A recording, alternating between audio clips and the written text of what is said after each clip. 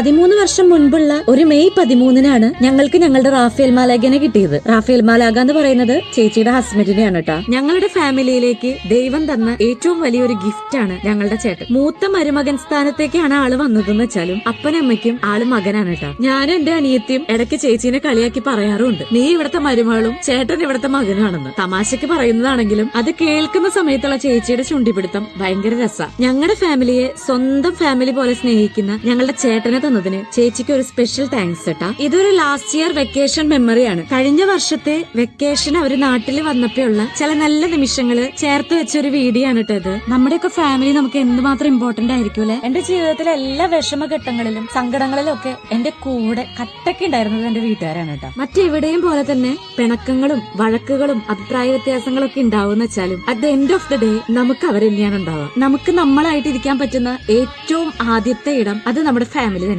എത്ര വഴക്കിട്ടാലും പിണങ്ങിയാലും വളരെ അധികാരത്തോടു കൂടി തിരിച്ചു കയറി ചെല്ലാൻ പറ്റിയ ഒരിടവും നമ്മുടെ ഫാമിലി തന്നെയാണ്. എത്ര വിഷമഘട്ടങ്ങളിലും നമ്മളെ കൈവിടാതെയും നമ്മളെ സഹായിച്ചൊക്കെ അവര് കൂടെ ഉണ്ടായിട്ടുണ്ട്. അപ്പൊ പറഞ്ഞു വന്നത്, കഴിഞ്ഞ 13 വർഷങ്ങളിൽ ജീവിതത്തിലെ എല്ലാ സാഹചര്യങ്ങളിലും ഒരുമിച്ച് കട്ടയ്ക്ക് നിന്ന ഞങ്ങളുടെ ചേച്ചിക്കും ചേട്ടനും 1000 വിവാഹ ദിനാശംസകൾ. എന്നെന്നും ഈ സന്തോഷത്തോടെ നിറവോടെ ഇരിക്കാൻ സർവേശ്വരൻ അനുഗ്രഹിക്കട്ടെ. ഇന്നവർ നമ്മൾ തൊട്ടടുത്തില്ലെങ്കിലും ചേട്ടനെയും ചേച്ചീനെയും ഞങ്ങളുടെ 2 ബിരുദന്മാരെയും ഓർക്കുകയും പ്രാർത്ഥിക്കുകയൊക്കെ ചെയ്യുന്നു.